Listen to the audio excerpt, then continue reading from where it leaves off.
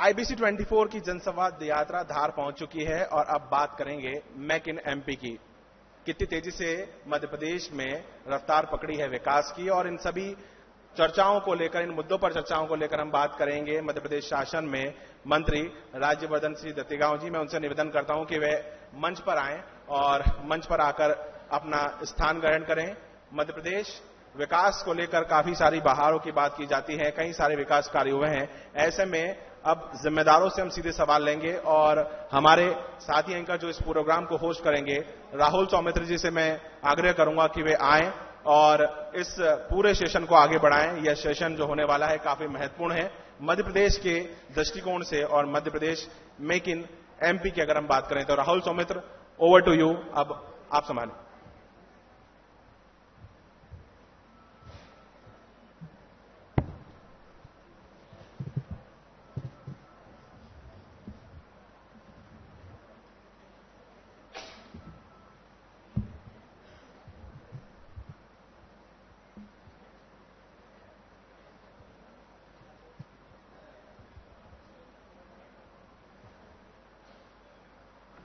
तो बहुत बहुत स्वागत है आपका। और ये सेशन बहुत ही अहम है।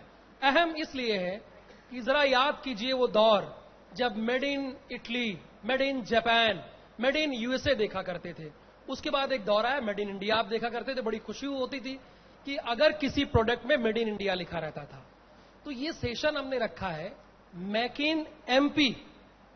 तो क्या मध्य प्रदेश भी इस ओर आगे बढ़ रहा है, यही जानने की कोशिश करेंगे। और इस सेशन के खास मेहमान होंगे हमारे साथ उद्योग मंत्री राज्यवर्धन सिंह दत्तीगांव जी। आपका बहुत स्वागत है जनसंवाद के इस मंच पे। मालवा निमाड़ क्षेत्र में हमारा जनसंवाद का कारवां पहुंचा हुआ है, आप यहां पर आए हैं।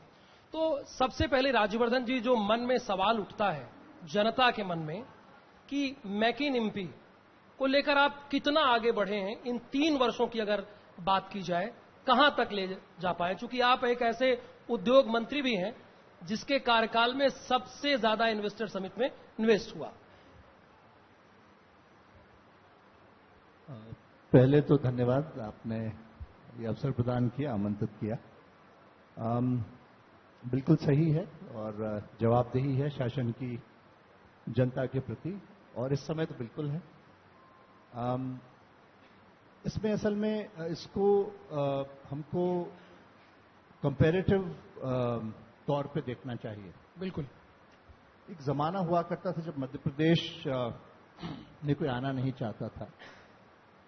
लोगों से जब हम पूछते थे तो लोग ये कहते थे कि साहब राज्य के अंदर आते ही पता लग जाता है कि मध्य प्रदेश है, और बाहर जाते ही पता लग जाता है दूसरा राज्य। सड़कें इतनी खराब थी, आज इतनी लाइट है, निरंतर हम बैठे हैं, काफी देर से आपका कार्यक्रम चल रहा है, एक बार भी लाइट गई नहीं होगी। बिल्कुल। वो दौर था जब पता नहीं कब आए कब चली जाए, और बिल्कुल कोई भी शेड्यूल नहीं फॉलो होता था, और किसी भी चीज की अकाउंटेबिलिटी एक तरह से थी ही नहीं। अब इन तमाम सालों में 2003 से आज तक अगर आप देखें, जहां हमारी विकास दर मृतप्राय थी, आज हम वर्तमान दरों पे 19.76 की ग्रोथ रेट पे मध्य प्रदेश है। जहां हमारी उद्योग की विकास दर नेगेटिव थी, आज हम 24% पे ग्रोथ पे हैं। हमने जीडीपी कंट्रीब्यूशन में करीब 1% का इजाफा किया है। हाँ। हम लोगों ने जहां सड़कें नहीं थी वहां करीब 3.5 लाख किलोमीटर सड़कों का जाल बिछाया है। जहां बिजली नदारत थी वहां पे हमने लगभग 26,000 मेगावाट की स्थापित विद्युत क्षमता राज्य ने उपलब्ध है आज हमारी स्टेट में। उसमें भी 20% रिन्यूएबल एनर्जी है। गर्व का विषय है कि रीवा का हमारा जो सोलर संयंत्र है, वहां से दिल्ली मेट्रो को हम सप्लाई कर रहे हैं। हमारे पूरे स्टेट में जहां पे टेक्निकल ट्रेन मैन पावर या अन्य प्रकार का मैन पावर नहीं उपलब्ध हो पाता था, क्योंकि इतनी संस्थाएं नहीं थी, संस्थान ही नहीं थे। आज धार में मेडिकल कॉलेज की घोषणा हो गई है और कैबिनेट ने पारित कर दिया। लॉ कॉलेज हमारा प्रारंभ हो गया है। तो 2-3 चीजें, एक तो इकोसिस्टम इंडस्ट्री के लिए होना बहुत आवश्यक है, अनिवार्य है। कोई भी निवेशक यहां नहीं आएगा अगर उसको इकोसिस्टम नहीं मिलेगा, इंफ्रास्ट्रक्चर नहीं मिलेगा। और दौर बदल गया, जमाना बदल गया, ये पैराडाइम शिफ्ट है एब्सोल्यूट एंड टोटल। आज सरकारों की आवश्यकता है कि निवेशक यहाँ आए। निवेशक सरकारों के पीछे भागा करते थे। तो अगर हम उनको अनुकूल वातावरण नहीं देंगे, अगर हम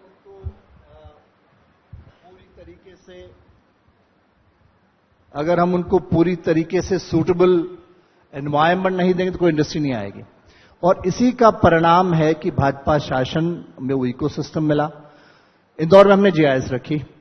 जीआईएस में इंदौर में जब लोग आए तो बड़े गर्व से इंदौर के सभी वासियों ने कहा कि हां, ये हमारा शहर है जो छठी बार इस देश का सबसे स्वच्छ शहर है। और जो बाहर से आए उन लोगों ने हमने बात करी, उन्होंने कहा कि साहब हम तो बहुत पहले इंदौर आए थे, एयरपोर्ट से यहां आते वक्त हमें लगा ही नहीं कि वही इंदौर है जहां हम एक जमाने में आए थे। और साफ शहर के अलावा कई लोगों को यह पता नहीं था कि इंदौर एकमात्र शहर है जहां पे IIT IIM दोनों है। तो टेक्निकल ट्रेंड एजुकेशन वहां पे, तो सबसे स्वच्छ शहर, IIT IIM दोनों, पूरा इकोसिस्टम एनवायरनमेंट। और इसी का रिजल्ट हुआ कि प्रधानमंत्री जी ने जब मध्य प्रदेश को अवसर दिया कि अप्रवासी भारतीय दिवस हमारे यहां इस बार मनाया गया। बिल्कुल बड़ी मात्रा में हमारे एनआरआईज आए, पार्टिसिपेशन हुआ और सक्सेसफुली हमने फिर जीआईएस रखा। तो जीआईएस में भी बहुत सारे लोग रुके और उसी की परिणति ये हुई कि जब जीआईएस कंक्लूड हुआ तो न सिर्फ टॉप इंडस्ट्रियल हाउसेज यहां पे आए, 2 देशों के प्रधानमंत्री और एक हमारी प्रधानमंत्री, 3 देशों के प्रधानमंत्री इंदौर में थे। तमाम देशों के पावर डेलीगेशन, उनके मंत्रिमंडल के यहां पर रिप्रेजेंटेटिव्स थे। हमारे एम्बसीज के 35 करीब एम्बसीज के रिप्रेजेंटेटिव्स थे। हमारे पास तमाम बड़े औद्योगिक घराने और स्थानीय लोग उपस्थित थे और 15.5 लाख करोड़ के इंटेंशन टू इन्वेस्ट हुए, जिसका हमने मुख्यमंत्री जी ने प्रेस कॉन्फ्रेंस भी ली। करीब करीब उसका रिजल्टिंग अक्यूमुलेटिव जो रोजगार होगा 29 से 30 लाख। अब जो नेशनल एवरेज आता है, विपक्ष बार बार उंगलियां उठाता है, क्या हुआ, कागजों में सिमटा रह गया। लेकिन ऐसा नहीं, नेशनल एवरेज अप्रोक्सीमेटली अगर आप सब स्टेट्स का देखें तो करीब 10% कन्वर्जन होता है।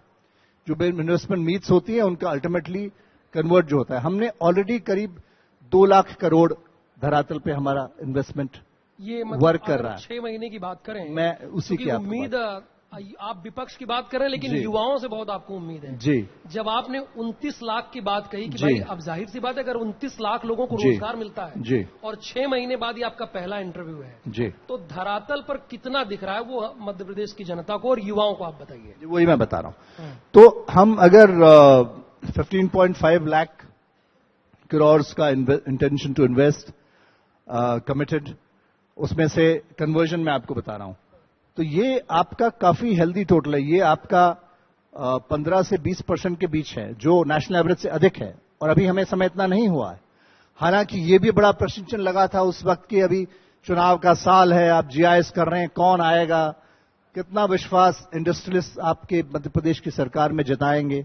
लेकिन न सिर्फ हमने सक्सेसफुली जीआईएस को किया, वो ट्रांसलेट भी हो रहा है। और 2-3 चीजें बड़ी अहम उस वक्त मुख्यमंत्री जी ने कही।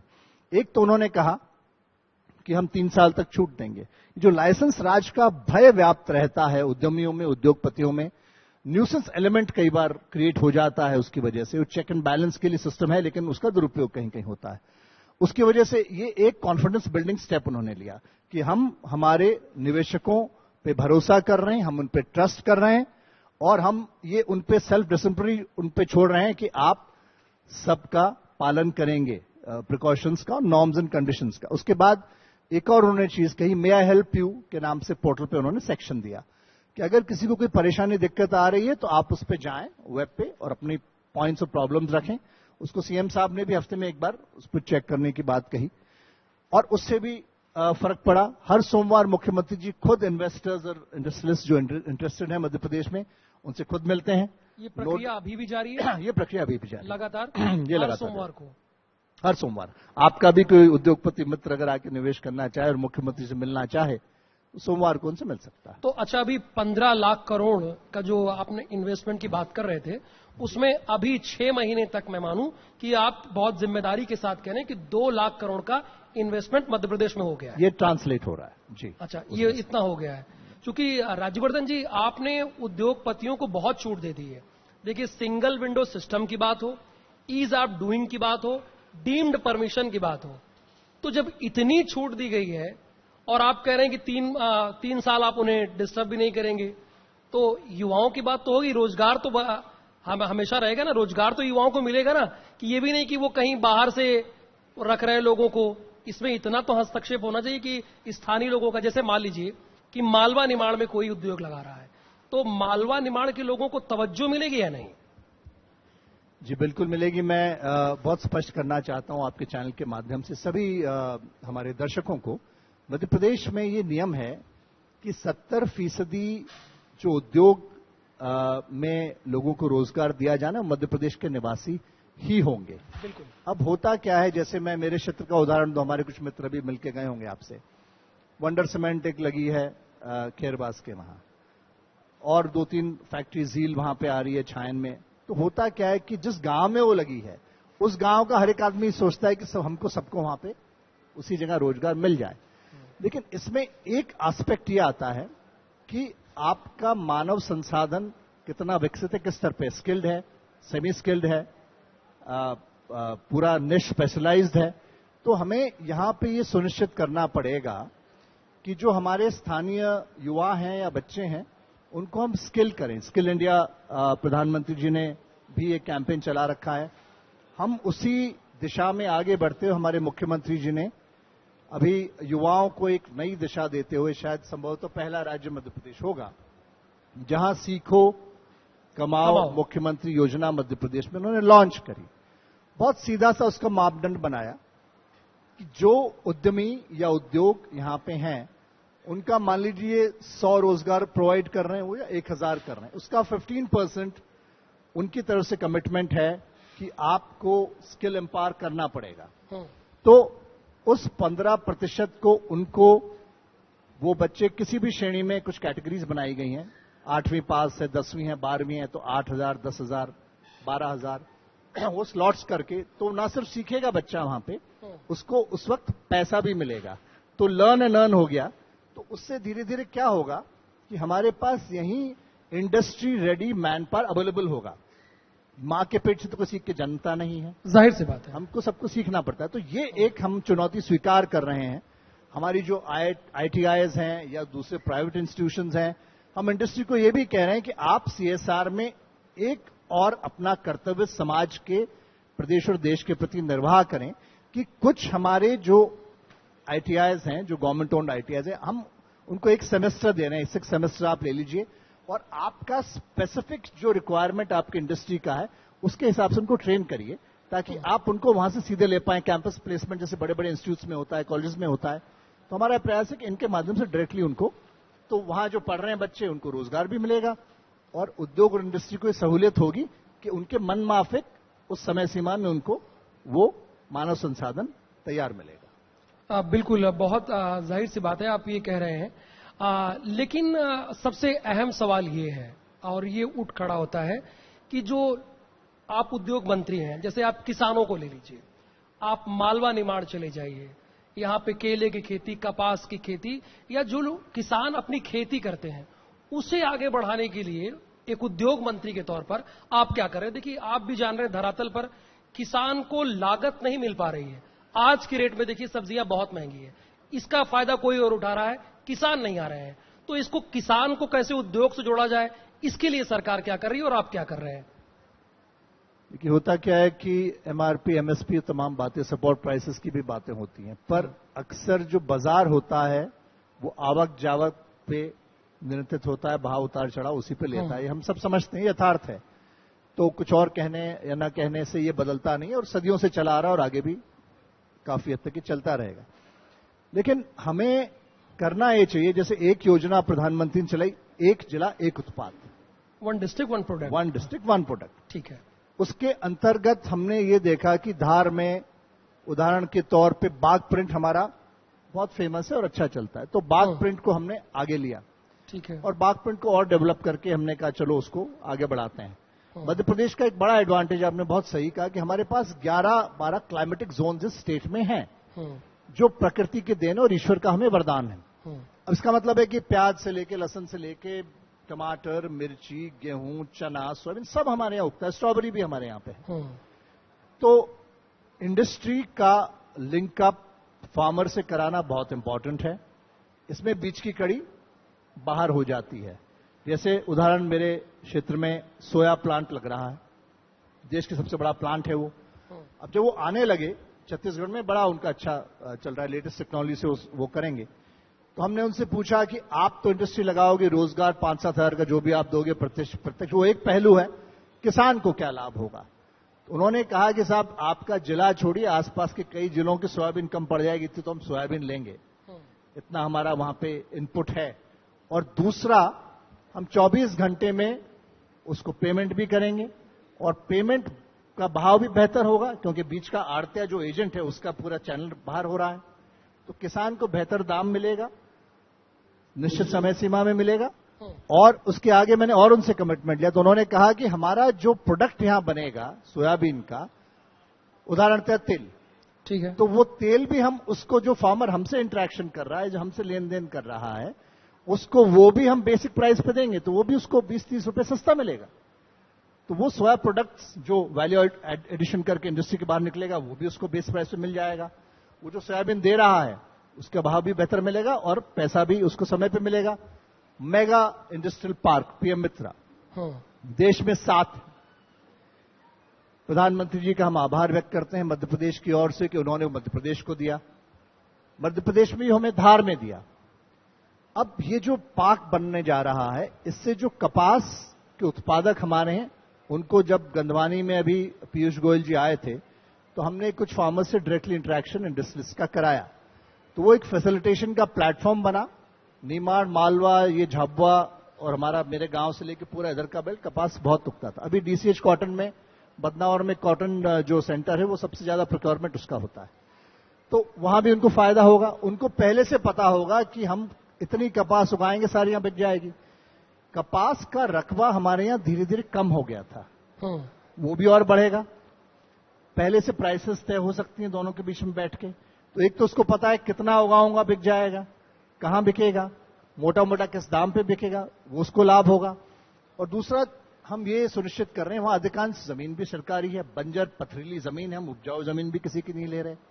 कुछ इश्यूज बीच में उठे थे, कुछ हमारे मित्रों ने, भाइयों ने उसको तोड़ मरोड़ के प्रदर्शित करने का कोशिश करा। ऐसा नहीं है, 90% से ज्यादा गवर्नमेंट वहां पे लैंड है। पथरीली आप सब्बल मारोगे तो सब्बल 1 फीट भी अंदर नहीं जाएगा, पत्थर है वहां पे। हुआ ये कि कुछ लोगों ने इंक्रोचमेंट्स वहां पे कर रखे होंगे, उसका भी शासन उनसे बात कर रहा है, उनको पूरा रिहेबिलिटेशन भी कर रहे हैं और बेहतर से बेहतर व्यवस्था सुविधा उनको मिले। उनको रोजगार का भी हम वहां पे कह रहे हैं। तो जो रोजगार का आपने बात कही, 70% रोजगार लोकल्स को ही मिलेगा। अगर स्किल एम्पावरमेंट हो गया, ट्रेन हो गया, हमारा प्रयास है तो वो भी वहां आ जाएंगे। जैसे जील फैशन ऑन गारमेंट्स, एक और संस्था छायन में प्रारंभ होने वाली है, जो सितंबर में 2000 के बैच से पहला फेज चालू करेगी। कुल 12,000 रोजगार मिलेगा 80% महिलाओं को। हर महीने 300 महिलाओं के बैचेस हम ट्रेन कर रहे हैं, और महिलाएं सब आसपास की हैं, कोई छायन की, कोई भैंसोला की, कोई बदनावर की, कोई लीली खेड़ी की, आसपास की ही सब महिलाएं वो जाती हैं, उनकी ट्रेनिंग होती है, 8 घंटे के उनके शिफ्ट्स होंगे। आगे आने वाले समय उनके परिवार के लिए क्या भला होगा, उनके मेडिकल नीड्स पूरे होंगे, उनके एजुकेशन नीड्स पूरे होंगे, उनका रहन सहन, रख रखाव, जीवन स्तर कुल मिला के बेहतर होगा। तो ओवरऑल डेवलपमेंट और ग्रोथ ओरिएंटेड स्कीम्स और पॉलिसीज लेके हम आगे बढ़ने का प्रयास कर रहे हैं, जिसमें जितने भी स्टेक होल्डर्स हो, सबके लिए विन विन सिचुएशन हो, सबको कोई ना कोई लाभ हो। अब आप कह रहे हैं कि मध्य प्रदेश में 70% स्थानीय लोगों को रोजगार मिलता है, आप ये कह रहे हैं पहले से ही है। तो लेकिन जब स्किल नहीं होते वो लोग, तो दूसरे जिलों में या दूसरे प्रदेश के लिए निर्भर रहना पड़ता है। तो स्किल इंडिया के जरिए क्या उन लोगों को ट्रेन करने की कोशिश हो रही है, और खासकर क्या आदिवासी अंचल में भी ट्रेन किया जा रहा है? आप वहां के लोगों को भी जोड़ने की कोशिश कर रहे हैं? क्योंकि मालवा निमाड़ क्षेत्र में, जहां पे ये हमारा जनसंवाद का कार्यक्रम हो रहा है, ये आदिवासी क्षेत्र माना जा रहा है। तो उसके लिए सरकार क्या कर रही है, उद्योग मंत्री कैसे प्रयास कर रहे हैं? मैंने आपसे जैसे बताया कि मुख्यमंत्री सीखो कमाओ योजना, सभी अवसर उसमें खुले हैं। छायन वाला उदाहरण में, ये महिलाएं जो वहां जा रही हैं, अधिकांश हमारी आदिवासी बहनें ही हैं, जिनको ट्रेन करके हम वहां पे रख रहे हैं। जो आईटीआईज हमारे हैं, उसमें भी हम यही कोशिश कर रहे हैं कि वही जो स्थानीय जो बच्चे इच्छुक हो आने के या जो युवा इच्छुक हो आने के, उनको हम स्किल करें, ट्रेन करें। इंडस्ट्रीज को भी हमने कहा है जो लग रही हैं कि आप भी थोड़ा सा अपने CSR से इनिशिएटिव लेके लोकल, क्योंकि कम्युनिटी बिल्डिंग और रिलेशनशिप बिल्डिंग उनके लिए बहुत इंपॉर्टेंट है। वो एक बार वहां पे आएगा व्यक्ति तो वो आजीवन वहीं रहेगा, वो उठा के ले नहीं जाएगा। तो उसको अच्छे संबंध स्थानीय लोगों से बनाना अनिवार्य है। उसका स्थानीय लोगों का वेलबींग का ध्यान रखना भी उसके लिए इंपॉर्टेंट है। तो इसी टाइप से हम उसी दिशा में आगे बढ़ रहे हैं। तो स्किल भी उनको वहां करने का प्रयास हो रहा है। वहां पे आके कैंपस प्लेसमेंट का भी प्रयास हो रहा है। मुख्यमंत्री सीखो कमाओ योजना में एक बहुत बड़ा कदम हमने उठाया है, जिसमें आपको एक अवसर प्रदान हो रहा है। बाकी स्वरोजगार की तमाम योजनाएं, बिरसा मुंडा योजना हमने प्रारंभ कर रखी है, पहले रानी दुर्गावती के नाम से योजनाएं हैं, और उद्यम क्रांति योजना है जिसमें स्टेट गारंटी है, 50 लाख तक आप वहां लोन ले सकते हैं। इस प्रकार की तमाम स्वावलंबन की योजनाएं भी हैं। और सबसे बड़ा माइक्रो लेवल पे अगर आप देखें तो महिला स्वयं सहायता समूह के माध्यम से, परियोजना के माध्यम से मात्र 2% सालाना के करीब न्यूनतम इंटरेस्ट पे हम लोग उनको समूहों के माध्यम से बहुत सारा स्वरोजगार हो रहा है, बहुत पैसा मिल रहा है। 30-30 हजार एक महिला को मिलता है, 3 लाख एवरेज 10 के समूह में मिलता है। वो लौटाती साल भर बाद 3,06,000 रुपया। एक जगह अयोध्या बाई मुझे मिली, साल पर ने पूछा तो बोले कि साहब 30 हजार पे हम 90,000 कमा लेते हैं। तो ये बड़ी बात है। तो इस प्रकार के जो इनोवेटिव स्टेप्स लिए हैं उनका परिणाम सकारात्मक दिख रहा है। अच्छा राज्यवर्धन जी, चूंकि आप मालवा निवाड़ के कोटे से मंत्री बने हैं मध्य प्रदेश में, तो आप इन 3 वर्षों में मालवा निमाड़ के लिए आपने क्या किया, क्या उपलब्धि, आप 3 बड़ी उपलब्धि क्या मानते हैं आप, सिर्फ 3 साल की अगर बात की जाए तो? जैसे मैंने आपको बताया, सबसे बड़ी तो मित्रा पार्क ही है। देश में 7 है, एक हमारे यहाँ पे आया है, 1600 एकड़ में बन रहा है। उससे तमाम ये परिदृश्य बदल जाएगा आने वाले सालों में। मित्र पार्क ये बहुत बहुत बड़ा प्रोजेक्ट है और इससे क्षेत्र में बहुत बदलाव आएगा। दूसरा, हमारी फूड प्रोसेसिंग पॉलिसी सबसे बेहतरीन पॉलिसीज में है इस देश में, और हमने बहुत कोशिश करके मध्य प्रदेश को वेयर हाउसिंग और लॉजिस्टिक्स हब बनाने की दिशा में अहम कदम उठाए हैं। इधर हम नर्मदा एक्सप्रेसवे बना रहे हैं, जो पूरा ये आंचल, उससे उसमें इंडस्ट्रियल नोड्स, जंक्शंस वहां पे बनाए जाएंगे। DMIC का ऑलरेडी हमको यहाँ फायदा मिल ही रहा है, दिल्ली मुंबई इंडस्ट्रियल कॉरिडोर। इसी प्रकार से जो स्प्रेड हो रहा है, इस तरफ आप रतलाम तरफ जाएंगे तो वहां हम मेजरली डेवलप कर रहे हैं, नेशनल कॉरिडोर वहां से निकल रहा है। गडकरी जी को फिर मैं बहुत हृदय से आभार धन्यवाद देना चाहूंगा। उन्होंने उज्जैन की तरफ से इधर हमारा 4 लेन सैंक्शन किया, उधर हमारा नेशनल कॉरिडोर 8 लेन बहुत ही स्पीड से हमारा पूरा सेक्शन पूरा हो गया है। तो राजस्थान से पूरा लिंकेज हमारे पास सेंट्रल पॉइंट है उसका। 6 घंटे में वहां से हम दिल्ली, 6 घंटे में वहां से मुंबई। तो आप सोचिए, आप कल्पना करिए कि उसका कितना डेवलपमेंट होगा। वहां ऑलरेडी हमें मंदसौर नीमच के एरिया की मैं बात करूं तो करीब 500 हेक्टेयर इंडस्ट्रियल प्लॉटिंग और जोन्स डेवलप करने के लिए हम लोगों ने कदम वहां पे उठा लिए हैं। इसी प्रकार से जो नर्मदा एक्सप्रेसवे बनेगा, वहां पे हमारे संबंधित कलेक्टर जोन्स आइडेंटिफाई कर रहे हैं, स्ट्रेचेस आइडेंटिफाई कर रहे हैं, नोडल पॉइंट्स आइडेंटिफाई कर रहे हैं, जिनको हम कन्वर्ट करें और वहां पे पूरा डेवलपमेंट हो। तो जिस जिस जिले से ये निकलेगा वहां पे कायाकल्प होना निश्चित आप माने। राज्यवर्धन जी, ये तो आप कह रहे हैं कि होगा, ये सारी चीजें आप बता रहे हैं कि आने वाले समय में होगा, लेकिन चुनाव तो बस 4 ही महीने बाद है। तो मैं फिगर्स आपको बताऊं ना, कोरोना काल के बावजूद हमने न सिर्फ इन्वेस्टमेंट में हमारी ग्रोथ हुई है, हमारी एम्प्लॉयमेंट में भी ग्रोथ हुई है। हमारी नेगेटिव ग्रोथ कहीं भी नहीं रही। 0 मैन डे लॉस हमारा हुआ है, शायद हम एकमात्र से राज होंगे। हमने बंद नहीं होने दी इंडस्ट्री, लगातार निरंतर चली है। जो एम्प्लॉयमेंट के फिगर्स है वो भी पहले से कहीं बेहतर है। ये क्या है, अगर हम इसको रोक देंगे तो भविष्य का दर्शन क्या हुआ फिर। तो ये लगातार, अगर 2003 से अगर हम ये संकल्प नहीं लेते कि हमें रोड्स बनानी है, इलेक्ट्रिसिटी सफिशिएंट होना है, वाटर सरप्लस होना है, तो आज ये संभव थोड़ी हो पाता। तो वो लगातार, और ये बहुत समय ज्यादा नहीं लगा।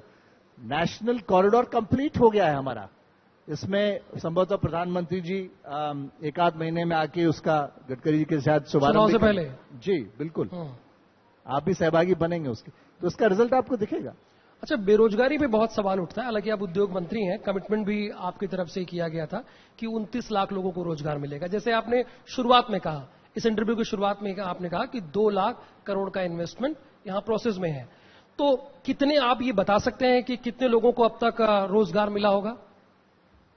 देखिए राउंड फिगर। ये तो मैंने आपको बताई दिया। इसके अलावा जो है हमारी एमएसएमई अलग है, हमारा कुटीर उद्योग अलग है, हमारी तमाम स्वयं सहायता समूह अलग हैं। वो सब अलग अलग अपने अपने दिशा में, जैसे फर्नीचर क्लस्टर्स को हम कंसेप्टलाइज कर रहे हैं, जहां पे फर्नीचर क्लस्टर, नमकीन क्लस्टर, एक क्लस्टर का जो हमने कॉन्सेप्ट किया है।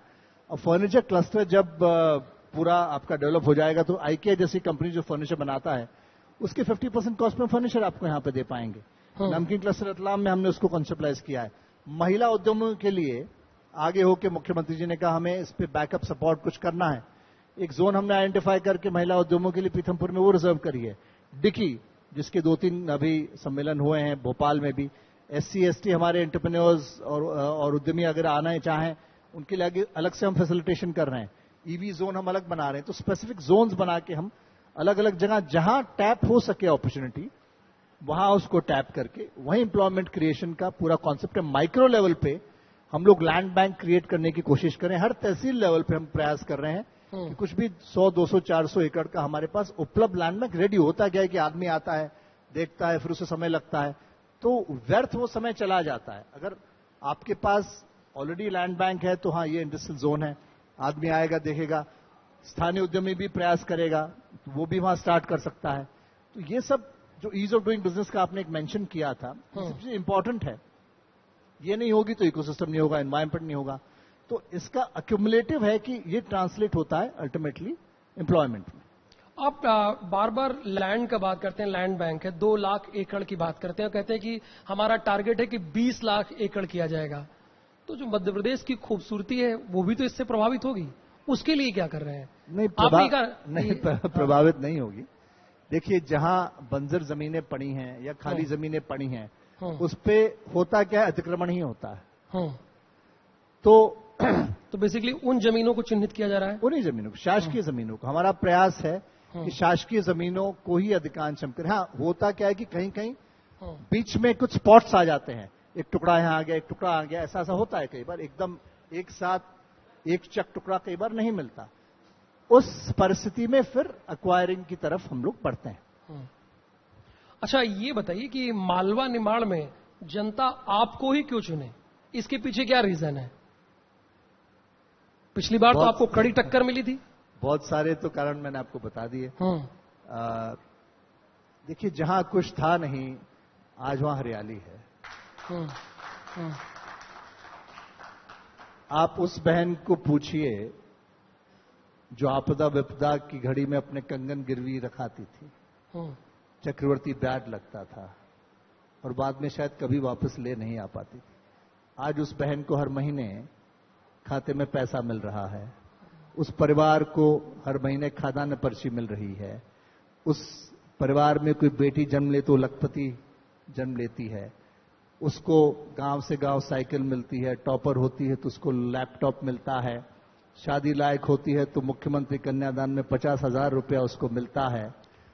ईश्वर न करे ऐसी घड़ी आए, लेकिन ऐसी विपदा की घड़ी आ जाए अंत में, जब ईश्वर का बुलावा आ जाए, भाई भाई का साथ दे न दे, पति पत्नी का दे न दे, पड़ोसी पड़ोसी का दे न दे, लेकिन मध्य प्रदेश सरकार आपके साथ खड़ी है संबल योजना लेके। ऐसी तमाम सारी योजनाएं हम लोगों ने, एवरेज अगर आप देखोगे तो वो जो वर्ग है, जो हितग्राही पात्रता का वर्ग है, उसको मल्टी बेनिफिट्स मिल रहे हैं। उज्ज्वला का भी बेनिफिट मिल रहा है, संबल का भी मिल रहा है, पीएम आवास का भी मिल रहा है, खाद्यान्न पर्ची का भी मिल रहा है, लाडली लक्ष्मी का भी मिल रहा है, लाडली बहना का भी मिल रहा है, मुख्यमंत्री कन्यादान का भी मिल रहा है, जॉब कार्ड का भी मिल रहा है। अगर समूह से जुड़ा है तो समूह का भी 2% पे पैसे वो भी मिल रहा है। ये तमाम बेनिफिट्स मिल रहे हैं। और एंटरप्राइजिंग है तो उद्यम क्रांति का भी लाभ ले सकता है। ये सब पहले नहीं था। क्या फर्क है अंबानी के बेटे में और यहां किसी व्यक्ति या परिवार में जन्मे बालक या बालिका में? फर्क सिर्फ एक है, ईश्वर जन्म के वक्त कोई भेदभाव नहीं करता। वो बालक या बालिका उतना ही कुशाग्र बुद्धि होता है, चाहे अंबानी के घर में पैदा हो या मांगीलाल जी के घर में पैदा हुआ हो। अंतर सिर्फ एक है, एक को अवसर मिलता है, दूसरे को नहीं मिल पाता। मध्य प्रदेश की सरकार आपको आज अवसर दे रही है, भूत में नहीं था, वर्तमान में है, भविष्य में हम और काम करेंगे अगर जनता का आशीर्वाद मिला, इसलिए मैं विश्वस्त हूं। चलिए, लेकिन आपने ये कहा, आपने इसी बात में जिक्र किया लाडली बहना का, तो इसके बाद सवाल ये भी उठ खड़ा होता है ना कि ये कहा जाता है विपक्ष के जरिए कि 18 साल में तो लाडली बहना की कभी याद नहीं आई।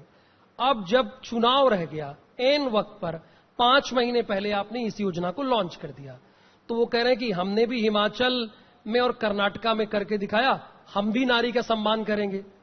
वो भी ये दावा कर रहे हैं। मैं बहुत साल वहां रहा हूं, कण इसीलिए वाकिफ हूं। पिछली जब चुनाव अभियान समिति, उसका मैं सदस्य भी था, मैनिफेस्टो डिस्कशन की उस मीटिंग में मैं खुद बैठा था, तो वो तमाम वादे कागज पे लिखे जा रहे थे। आवास का अधिकार, रोजगार भत्ता 5,000, 5 रुपए दूध पे बोनस, वगैरह वगैरह वगैरह वगैरह, चांद तारे सब समूह का कर्जा माफ, हर किसान का कर्जा माफ। एक सवाल पूछा कि साहब इसका फाइनेंशियल एस्टिमेशन कहां है, तो जवाब आया उससे आपको क्या करना, चुनाव के बाद देखी जाएगी। ये सब तमाम वादे 50-60 साल तक उनको याद नहीं आए थे। मतलब ये आज नहीं जब वो एक चीज, मैं जब पूरा जवाब दे रहा हूं, ठीक ठीक, 1 मिनट आप मुझे दें। अभी जब वो कहने लगे कि नारी सम्मान में 1,500 रुपए, तो पहले ये सब चीजें याद नहीं आई। हम तो शुरू से लाडली लक्ष्मी का जनक है मध्य प्रदेश।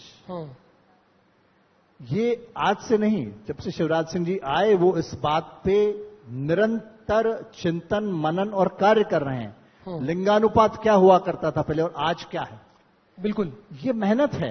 पहले बेटी बोझ थी, आज बोझ नहीं है। कहने को तो गृह लक्ष्मी कहते थे, लक्ष्मी आई लेकिन आती थी तो क्या भाव होता था, और आज आती है तो क्या भाव होता है। तो मैं ये कह रहा हूं कि जिस पार्टी ने देश चलाया 50 साल से ऊपर, तमाम सरकारें थी पूरे देश में, उनकी कोई रोकने टोकने बोलने वाला नहीं, कहीं कोई अंकुश नहीं।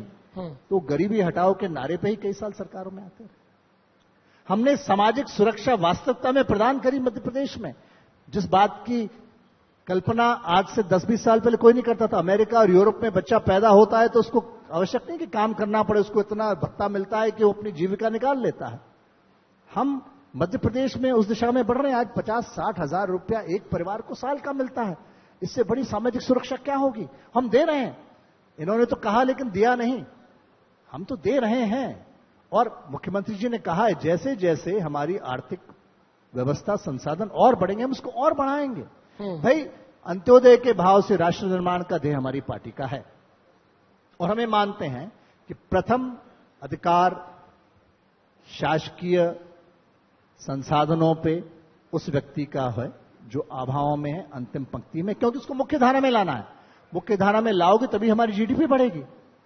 अगर हर व्यक्ति योगदान नहीं देगा इस प्रदेश का, इस देश की अर्थव्यवस्था में, तो हमारे प्रदेश की अर्थव्यवस्था कैसे बढ़ेगी, हम कैसे आगे उठेंगे। बिल्कुल। सिर्फ एक ही क्या हमेशा ये रहेगा कि सबसे ज्यादा पैसा देश के 10 से 20% लोगों के पास हो? ऐसा कब तक रहेगा? ऐसा नहीं रह सकता। ये बड़ा अहम सवाल उठाया। लेकिन ये किसकी उपज है? ये उन नीतियों की उपज है जो देश के आजादी के बाद अपनाई गई। हम उसको पलटना चाहते हैं, उस दिशा में हम कार्य कर रहे हैं। एक चीज आपने खुलासा किया अभी कि जब कोई योजना कांग्रेस बनाती है, लाती है बीच में, तो ये नहीं बताती इसका पैसा कहां आएगा। आपने भी बोला, क्या ये प्रक्रिया बहुत आप चूंकि वहां रहे हैं, ये खुलासा कर रहे हैं, आप कह रहे हैं योजना बना देती लेकिन ये नहीं बताते हैं कि पैसा कहां से आएगा। देखिए, मैं इसलिए भी कह रहा हूं कि जब पहला बजट प्रस्तुत हुआ तत्कालीन सरकार का, तो मेरे काबिल मित्र तन्नूर भानोद जी हमारे वित्त मंत्री थे। तो भानोद जी मेरे पास आए कि भाई बजट पे बोलना है। तो मैंने कहा भाई क्या बोलोगे, झूठ बुलवाओगे, बच्चे के साथ बुलवाओगे, कैसे बुलवाओगे? तो बोले नहीं, बेसिक पॉइंट्स है। तो मैंने उस बजट को स्टडी किया, इसलिए मैं कह रहा हूं मैंने पढ़ा पूरे बजट को। नरोत्तम मिश्रा जी तब बोले थे विपक्ष की ओर से, मैं सत्ता पक्ष की ओर से बजट पे मैंने ओपनिंग करी थी। तो मुझे याद है वो सभा मंदसौर की, जहां राहुल जी ने ये कहा था 10 की गिनती करके कि हर किसान का कर्जा माफ होगा। उसमें ना तो लिमिट थी, ना श्रेणी थी, ब्लैंकेट कहा था। तो वो तो नहीं हुआ। फिर एस्टेरिक्स, स्टार, कंडीशन लगा दी गई, उसमें 2 लाख की कैपिंग कर दी गई। तब भी उस सब के बाद भी मोटा मोटा वित्तीय आकलन था 60,000 करोड़ का। वो 10 दिन में होना था। पहला बजट तो कई दिनों बाद आया, 10 दिन तो निकल गए, मुख्यमंत्री भी नहीं बदला। लेकिन तब भी बजट का प्रोविजन, आज भी आप बजट उठा के कितना था, मात्र 6,000 करोड़। बिल्कुल। कैसे 60,000 करोड़ की कर्ज माफी 6,000 करोड़ में संभव है? और भत्ते का कोई जिक्र ही नहीं था, बेरोजगारी का। आवास के अधिकार की बात, केंद्र सरकार 60% पैसा देती है कुटीर का, पीएम आवास का। 40% मैचिंग ग्रांट राज्य सरकार को देनी होती है। तत्कालीन राज्य सरकार ने आवास के अधिकार का वचन देके 40% मैचिंग ग्रांट नहीं दी, वो पैसा लौट गया केंद्र को वापस, पीएम आवास का। इससे शर्मनाक बात क्या हो सकती है? ऐसी तमाम सारी बातें हैं। तो देखिए, चुनाव आ रहा है, इसका मतलब नहीं हम कुछ भी झूठ बोल के चले जाएं। तो इसलिए मैंने बीच में एक दिन कहा था कि रावण आए साधु वेश में भिक्षाम देही, माता सीता रक्षा पार कर गई लक्ष्मण रेखा। और तो मत हरण करने का जो विचार है वो वहां होगा, यहां नहीं है। हमें फिर इनसे मिलना है, इन लोगों के पास फिर जाना है, बारंबार जाना है। चुनाव खत्म हो जाएगा तो क्या हम वापस नहीं जाएंगे जनता के बीच? क्या हम लोगों से बात नहीं करेंगे? क्या इनसे नहीं मिलेंगे? क्या हमसे सवाल नहीं पूछेंगे? तो ये कोई अंतिम चुनाव तो है नहीं, और हर 5 साल आते हैं। और चलो चुनाव हो गया, किसी की भी सरकार बन गई, तो क्या 6 महीने बाद लोकसभा चुनाव के लिए पुनः आप वापस नहीं जाओगे मतदाता के पास में? जाहिर सी बात है, जाना पड़ेगा। तो ये ज्यादा चलता नहीं, झूठ के पैर होते नहीं, काट की हांडी बार बार चढ़ती नहीं। आपने अभी इसी दौरान ये बात कही है कि सिर्फ 15-20% लोगों के पास पैसा नहीं होना चाहिए। ये आपने बात कही, सभी की सहभागिता होनी चाहिए। लेकिन कांग्रेस तो आप पे ही सवाल उठाती है। अगर मैं केंद्र की बात करूं, आपने राहुल गांधी का नाम लिया, लेकिन बार बार वो आप ही पे आ जाती है कि ऐसा तो आप कर रहे हैं, आप कह रहे हैं कि जनक वो है। देखिए, जब 1947 में देश आजाद हुआ, 550 रियासतें करीब थी। राजा रजवाड़ों के अलग अलग राज्य थे, कुछ था, कहीं निजाम थे, कहीं कोई था, कहीं कोई था, कोई। ये तो सरदार वल्लभ भाई पटेल को हम जितना शुक्रिया करें कम है कि उन्होंने देश को एक कर दिया। इंदिरा जी ने सब चीज का राष्ट्रीयकरण कर दिया, सब कुछ हो गया। लेकिन लाइसेंस राज क्यों नहीं हटाया? और लाइसेंस राज न हटने की वजह से यह हुआ कि ये एक जगह सब चीज कॉन्सेंट्रेटेड रही इतने साल तक। जैसा आप कह रहे, राहुल जी कहते हैं, तो राहुल जी के दादा कौन? हाँ बिल्कुल, आप उनकी पीढ़ी पे जा रहे हैं, ठीक है। पूरा परिवार, हाँ। चेन फैमिली की वही थी, तो पॉलिसीज भी तो उन्हीं की थी। तो अगर वो किसी से प्रश्न करें तो उस लाइन में ही प्रश्न करें, या शोध करें, या सोचने रिसर्च करने का प्रयास करें। आज क्योंकि आपको जनता ने पूर्णतः नकार दिया, आज जब लोकसभा का चुनाव होता है तो जनता कहती है मोदी जी को वोट देंगे। अभी 1 घंटे पहले, मैं नाम नहीं लूंगा उस व्यक्ति का, परंपरागत कांग्रेसी परिवार मेरे से मिलके गए। उन्होंने मुझे कहा कि डेवलपमेंट के एजेंडे में हम आपके साथ हैं, और इतना काम हुआ पहले कभी नहीं हुआ, और हम विकास के नाम पे मत समर्थन आपको देंगे। क्योंकि उन्होंने ये कहा कि जब सड़क बनती है तो सिर्फ भाजपा का सड़क पे नहीं चलता, सब चलते हैं। जब पानी आता है तो सिर्फ भाजपा का कार्यकर्ता पानी नहीं पीता, सब पीते हैं। जब सिंचाई की व्यवस्था होती है तो सिर्फ भाजपा का कार्यकर्ता सिंचाई नहीं करता, सब करते हैं। बिल्कुल। इन सब चीजों में जहां पे आपका 6 लाख हेक्टेयर रकबा था, आज हम 45 पे हैं और 65 पे ले जा रहे हैं। एक छोटा सा उदाहरण जो आपने बात कही उस पे, इंदिरा, संक्षेप में, गांधी सागर डैम बना, जमीनें गई। बिल्कुल। अभी 2 लाख हेक्टेयर जमीन उस गांधी सागर से हम मंदसौर नीमच की इरिगेट करने जा रहे हैं। इतने साल किसी ने सोचा भी नहीं कि जिनकी जमीनें गई उनको लाभ तो दे दें कुछ। ये सोच का अंतर है। बिल्कुल। बहुत शुक्रिया राज्यवर्धन सिंह दत्तीगांव जी ने बहुत ही बेबाकी से हर प्रश्नों का जवाब दिया, और उन्होंने यानी 6 महीने बाद, ये उनका पहला इंटरव्यू था ग्लोबल इन्वेस्टर समिट के बाद, उन्होंने इस मंच पर, जन संवाद के इस मंच पर बताया कि 15 लाख करोड़ का जो इन्वेस्टमेंट आया उसमें से 2 लाख करोड़ का इन्वेस्टमेंट मध्य प्रदेश की धरती पर हो गया है। चूंकि कांग्रेस बार बार ये सवाल उठाती रही कि ये इन्वेस्टमेंट कागजी है, तो उन्होंने फिलहाल अपना पक्ष रखा है। इन्होंने कहा कि इतना इन्वेस्टमेंट यानी 2 लाख करोड़ इन्वेस्टमेंट आ गया है। बहुत शुक्रिया हमारे इस मंच पर, जन संवाद के इस मंच पर आने के लिए आपका बहुत बहुत धन्यवाद। नमस्कार।